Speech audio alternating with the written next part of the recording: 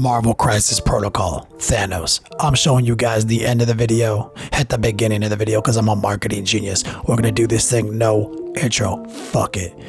You're looking right here at that diorama.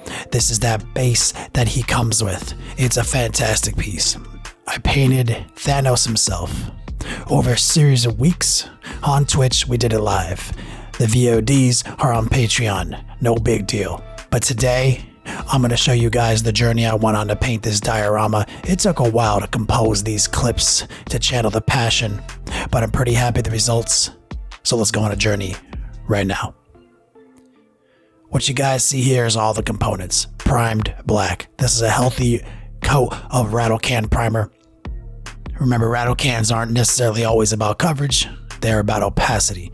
So I'm gonna let it ride. I'm gonna grab the old airbrush. Now I'm not gonna break this video down with nearly as much detail as you might expect. I'm using the Army Painter dry brushes. This is actually my debut. So right out the gate, what I'm doing is looking at the box art. There's a bit of a purple hue. Okay, I love the box art of the Thanos from Crisis Protocol, so I'm just kind of like getting inspired by it. So what I've done here is literally just mix a black and a purple together, and I'm just spraying everything. I don't know what colors I'm using. I'm just going with my heart. I'm just feeling it. Just like in all things with the airbrush, we're just going to keep kind of boosting up. We're going to increase the value. Okay, if it was black and purple, now it's got more purple. That holds true for essentially every workup I do with the airbrush. Now, sometimes painting's about tricking the paint to stick. I could have just started with this purple, but I find that this purple right over black, sometimes it's a hard sell. The paint doesn't like it. So we use black and purple, then purple. And you guessed it, now we're going to add a little bit of a bright value to the pot. We're just using bright ivory, keeping it all in the warm palette. But it's usually the same thing every time. You're always looking to nurture the value. You don't want to just jump straight to the end. You got to build it some marriage steps. The next level painting fuzz, the battleground where the two values meet. You want it to be flawless. That's usually done by mixing your colors together with the gangster gumbo and thinning your paints. So we're just building the kind of a collection of highlights. We're really not going with anything scientific here. I'm not a scientist. I don't know how light works. All I know is I like fresh transitions. I like to get hypnotized by the airbrush, but don't get too hypnotized, guys. You always want to budget real estate on the actual model in your hand to make sure those transitions pop. So again, we're going to add even more bright ivory to the mix. It's got some dregs of purple in it still. It's still fuzzy. It still marries. We've mitigated the fail rate of that speckling and that grain by respecting the journey up to the brightest point. And now we're definitely just kind of aiming in that zenithal position, extremely top down on the rocks, letting the airbrush flow be obstructed by natural features and details, giving us bonus shadows, bonus highlights, okay? Now again, we're gonna walk our way up to even more bright value. And there's still dregs of purple in the pot. Every previous color we used is still in here, but it's mostly bright ivory. We're gonna do it again. And each pass is like adding a new sheet of glass, a new little transparent layer of brighter value. And it's gonna be fuzzy, it's gonna be smooth, you're not gonna see any graininess, any speckling. And we're just gonna do that in everything. And we're gonna get less and less concerned with like a light source being above us the more we go. Okay, I don't really know where I'm going yet. This is art day. Okay, this is day one of many days of filming. What I did was I turned the camera on when I'm feeling it, turn it off when I'm not. Just playing around, because a lot of times when I get to a diorama base or a piece of terrain, I just don't care. It's not what I give a shit about. But Thanos, the Mad Titan, needs a sick base. So here we go, we're gonna debut the Army Painter dry brush set. This is filmed some time ago. Now I'm going to just take that bright ivory and I'm going to dry brush. Now, the trick to dry brushing is to remember that it's about maximum opacity and minimum moisture. Painting is basically just two things, guys. Opacity management and moisture levels. So dry brushing is baby's first edge highlight technique. If done correctly, you are actually just edge highlighting. So that's why you're going to watch me go one direction. I'm not going to go up, down, left, right, squiggle, squiggle. I'm trying to, as much as possible, bring it from the same position horizontal highlight is coming from. I'm trying to bring it from up to down. So every time I'm going down then back up, I'm actually like lifting the brush off the model. I'm not going up, down, I'm going down only, down only. So it takes a little longer to do this, but what you do is you get more of the edge highlights coming from your light source side. Okay, now as I mentioned, this is about being dry and opaque. You want to take your time. You don't want to go in with a lot of brute force. You're actually trying to remove as much of the ambient moisture in the medium as possible. You want to take your time. You want to use light brush pressure at all times, even when you're dry brushing. So now we're going to add a little white.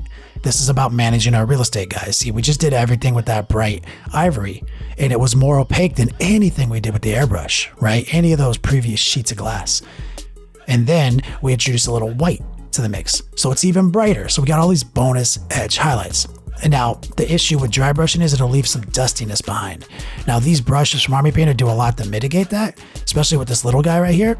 But rocks, metal, fur, dirt, they're the best places in the world to put dry brushing. Now look, I'm going to use a proprietary blend of colors from Army Painter to wash it. I use light tone, which is sort of like a yellowish brown. Okay, I use green and I use some black. And I mix it all in with like the remnants of a brown wash, and I just fill up a container. I love this combination of colors. I use this all the time. Now this is really good for rocks because I feel like yellowish greens, browns, and blacks, they're in nature, they're in rocks. This is just something I've developed over the years. So I'm just gonna dump all this, sewage water out. I'm gonna get a big ass brush, got some flow improver, got some water, and what we're gonna do is just start at the top.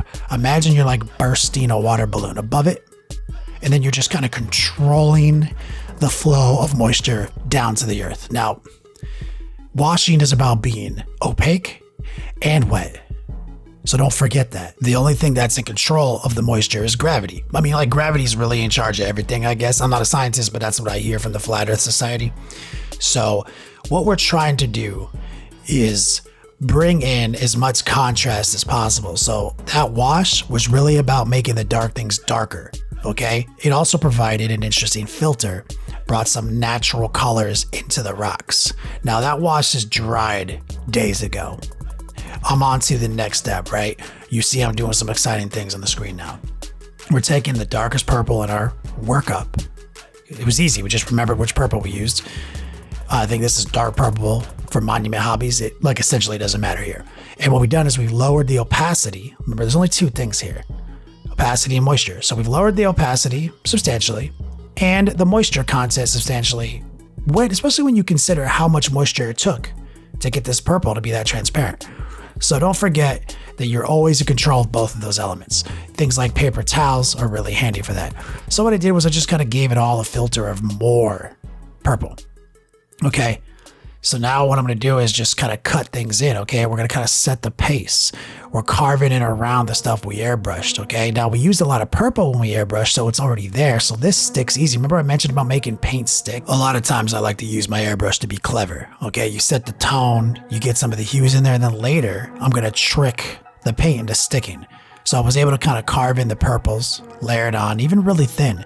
And now what I'm doing is just some brute force wet blending, okay? This is just laying it down kind of thin for a wet blend, kind of wet though, right? So typically when I wet blend, it's really opaque and wet, okay? This is more like, a little wet and somewhat opaque. And because there's a lot of moisture like at my control, and I can bring more moisture in as I go, I can smooth out opaque paint. And I'm not really concerned with flawless transitions here, guys. What we're doing is carving in the values. We're gonna say like, this is probably some shiny ass metal. Now, as long as you stay in motion, you use moisture, you understand that sometimes the paint's gonna be more transparent, sometimes it'll be less transparent, sometimes you're gonna get it wet, and you just kind of move it around. Keep it smooth to the touch, but don't worry about how smooth the transition is. That's not as important when you're doing something like this, okay?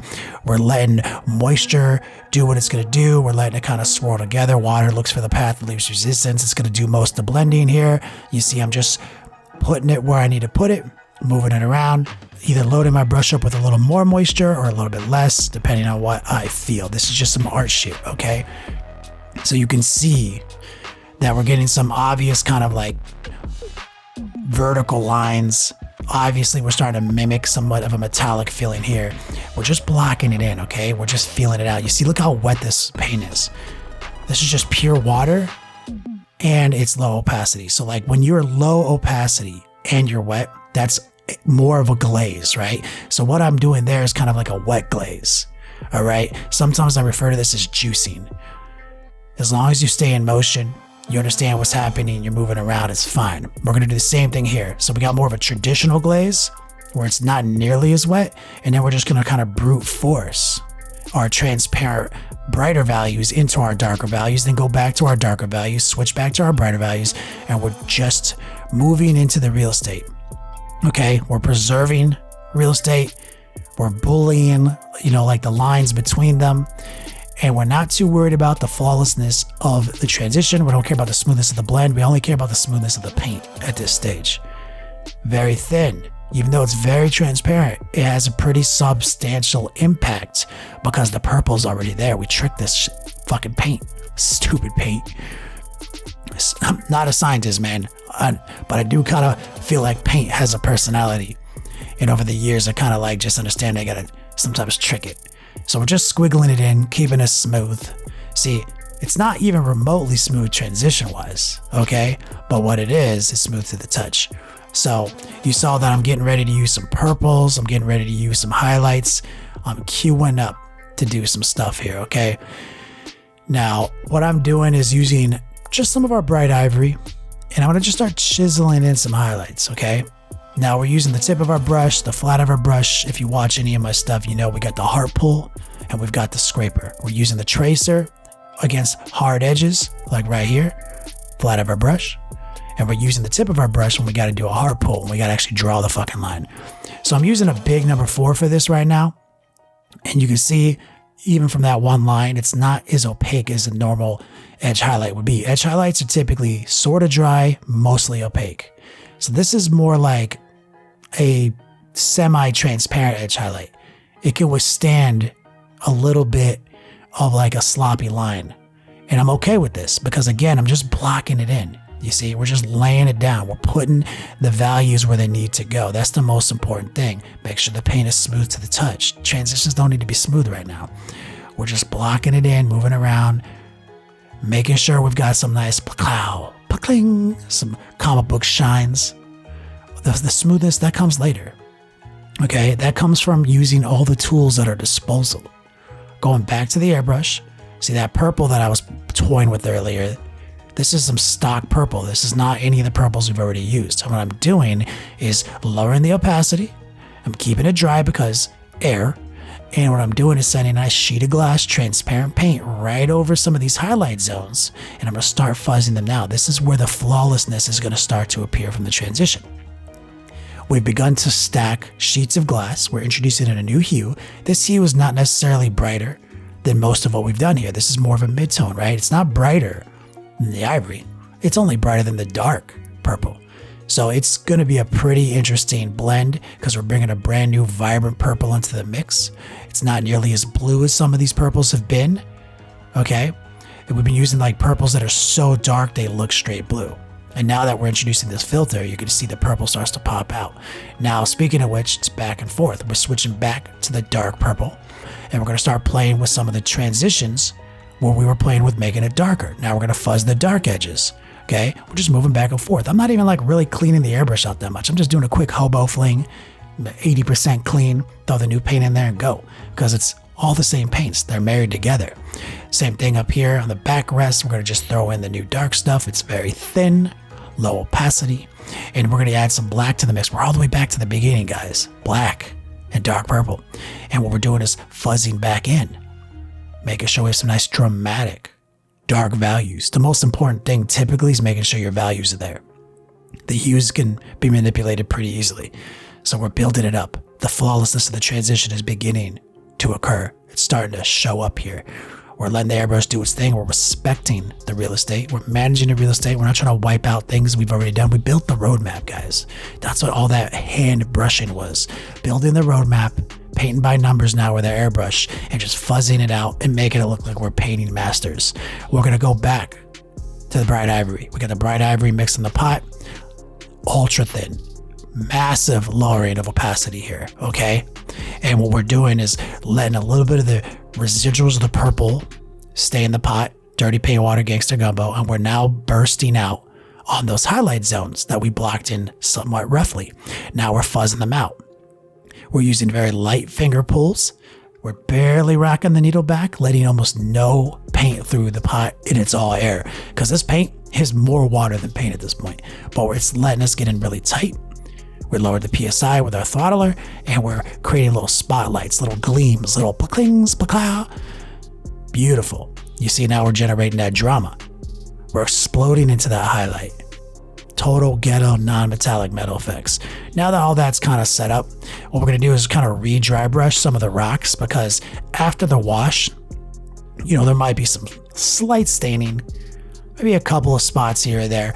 So we're going to just kind of dry brush back over the top, because remember, this is baby's first edge highlight. So we're going to really focus fire, kind of smooth out some of the staining, but the filter of that wash has done its job, because that was basically purple. Those rocks were basically purple, remember? Now they have basically the warmth of purple built into them. They've got the grays, but also the filter of nature, like greens, yellows, browns, stuff like that. And now with some ivories and some whites, we're making sure the rocks are nice and defined. Contrasted two-way street. You gotta make the dark stuff darker and the bright stuff brighter. Speaking of which, here we go, pin washing. So when I pin wash, I never use a wash product. I use the technique. We've gone back to the darkest purple. We're using a little water, maybe some flow improver if you're feeling fancy. And remember, washes are relatively high opacity and kind of wet, right? So we're using our small brush, the same one I like to use for edge highlighting, and we're just pushing it into those channels. The moisture content's kind of just flowing with the channel, and we're just using a series of heart pull, edge highlight drags, but pin wash it. It's like backwards edge highlighting. So we're trying to make the dark stuff darker. The second the dark stuff is darker, the model gets sharper.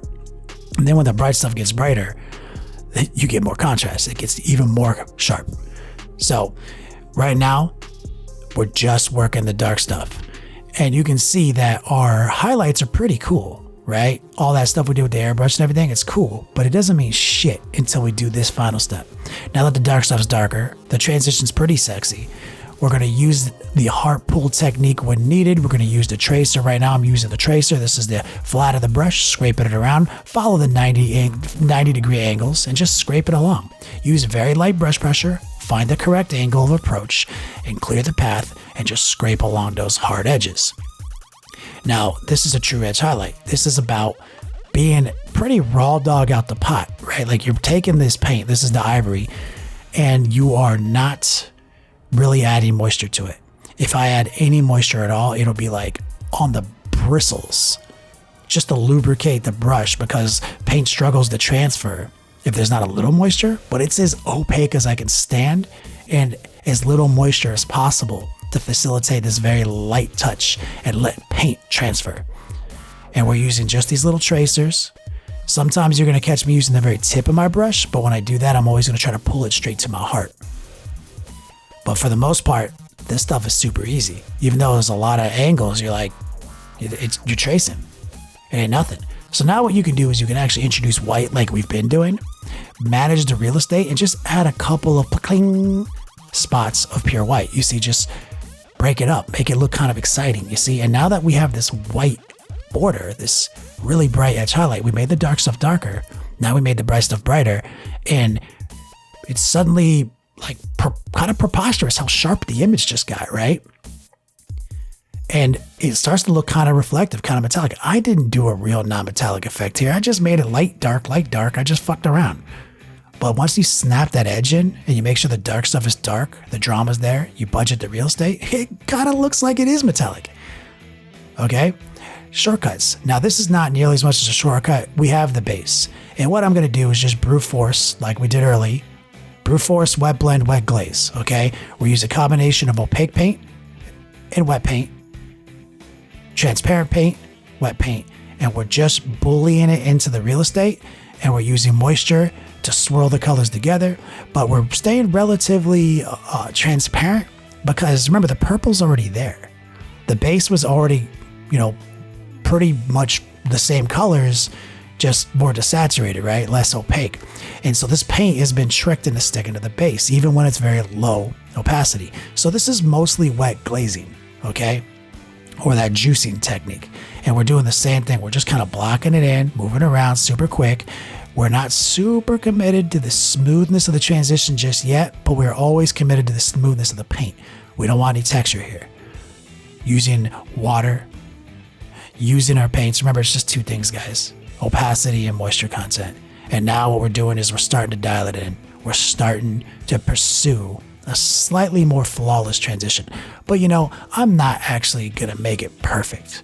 I'm not interested in that, because once we carve in our edges and we make the dark stuff darker and the bright stuff brighter and we glue Thanos to the base, it's gonna look flawless enough. It doesn't need to be that perfect airbrush shit. You can see a couple of errant brush strokes, but it works. You know what I'm saying? So sometimes you just gotta realize that. Thanos himself, though, there was no compromise. On his actual body, we did not fuck around. We made sure everything was as flawless as we could possibly muster. And now we're just going through the ritual right here. Make sure all the edges are done, especially the dark edges, because that's where that reflective quality comes from, when you have the dark edge highlighted too. I'm going to just take a little bit of a wash technique here. I'm going to drop a dark black thin down in all these little runes real quick.